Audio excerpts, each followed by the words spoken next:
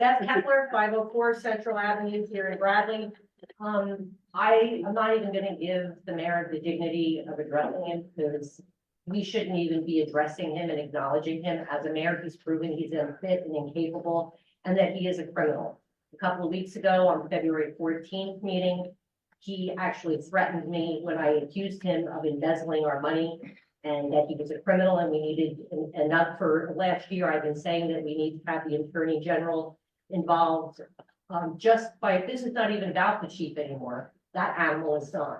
Now we need to address this criminal that sits here purporting to be our mayor.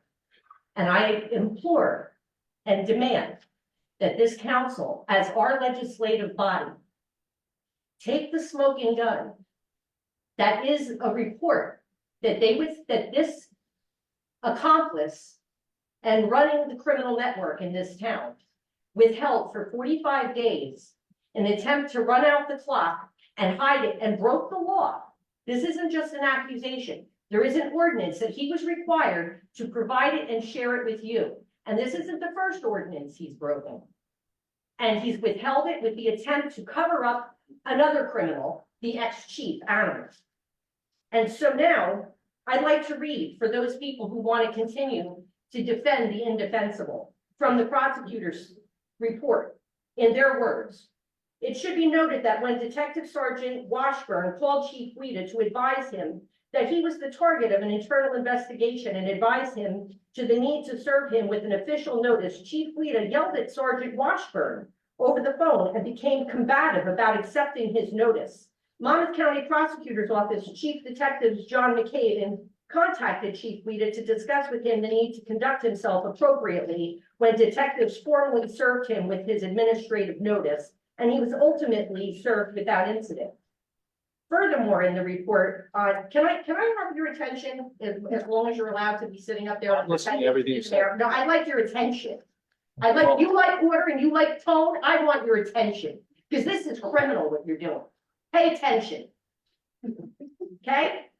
Now it says, pursuant to here it is. Oh yeah. Please be advised, this office's finding untruthfulness implicates Attorney General Directive 219-6, the directive establishing county policies to comply with Brady versus Maryland and Giglio versus United States and its disclosure requirements, as well as the public posting of provisions IAPP 9.11.2F. At this point, this council, I implore you, it's overdue, that the Attorney General be involved and a criminal investigation be conducted. There is a criminal network going on. Larry Fox threatened me at the February 14th meeting, for which I will be serving a notice of tort very soon, because I have sent in a Oprah FOIA request for your oath of office and for your surety bond. Do you have a surety bond, a personal surety bond? This is comments. No, I'm asking you a question. Yeah. Do you have a surety bond? And this section is for Oh, comments. you answer other people's questions when it's convenient, but you don't like to answer them when they're inconvenient. And you tell other people that they're breaking laws. You accuse the council of holding a meeting that you felt was unlawful. How about you breaking the law and withholding a report that they were entitled to have for 45 days in an attempt to run out the clock to protect your co-criminal? I hope you like wearing orange, sir. I hope you look good in it. I hope it's your favorite color because you're going to be wearing a lot of it. You're a criminal. And the fact that you have the gall and the nerve to sit here and come back here after the circus that you've created and pretend and carry on as business as usual. This is not business as usual. This is a business you're running. You're affecting my bottom line. I have an investment in this home, in this town, and which is my home. And you don't know, and the circus that you're calling the 22 budget, that's a hot mess, that's what criminals do when they don't want the criminality to be uncovered, because you know darn well that Councilman Gubitosi has the skill to look at the documents because of his background in money management and accounting, and to point out very easily all the irregularities of your criminality. And that's why he's being sued. You think we're stupid. We're paying really close attention to you, Mayor Fox. And you're the one who ought to be careful about how you are conducting yourself in this town. Because what you're doing is criminal and you're making it much Thank you. worse for yourself. Thank you. Yeah, you're welcome. Thanks for your opinion. Kaplan, 409 Brinley Avenue. I too, like Councilmember Guzzosi, have a prepared statement. I do not relish public speaking. I think I write better than I speak. I'm here, of course, to discuss the Glida situation, or better said now, the Glida crisis, which is what it has become, Mr. Fox, because of your underhanded and dishonest manipulation of the entire affair. I had at first planned here to review a litany of the issues with your behavior on this, but my 5 minutes doesn't allow, not even close. I was going to ask questions like, even after the report came out, how could you continue praising the former chief in multiple media interviews, statements, and through your newsletter without acknowledging any of the 28 violations cited against him? And I certainly wanted an explanation of why, as mayor and as the face of our community to people literally around the world who read this story, you have not offered publicly a single word of regret or apology for the former chief's victims.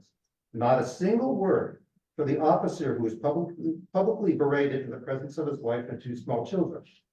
Not a word about the ex-chief telling the officer, maybe your kids need to see their dad yelled at.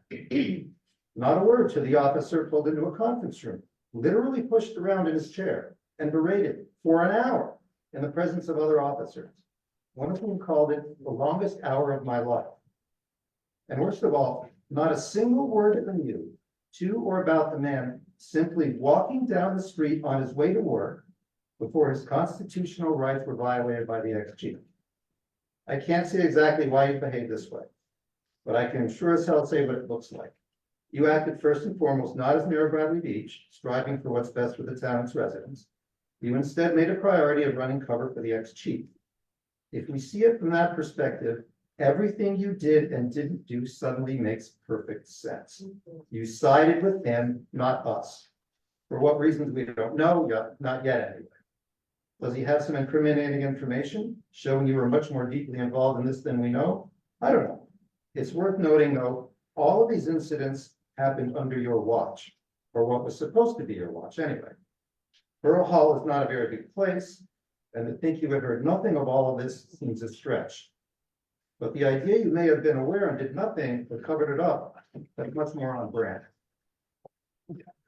All this said, I do see a way out, so I'm being constructive as you ask people to be at the beginning of the meeting. First, we need more investigation into what I just mentioned, as well as action to review the formal deal you struck with the ex-chief.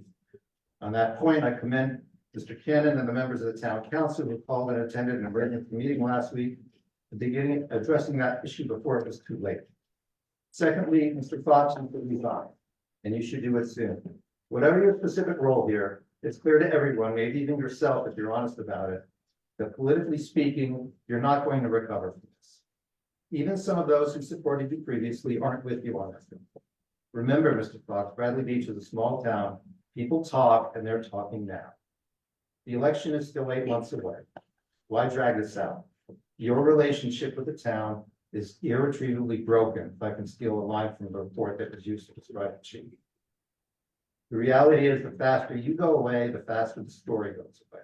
We'll all be able to move on, and that's in everyone's interest, including, ironically, Mr. Fox, even yours. Thank you. Thank you. Anyone else?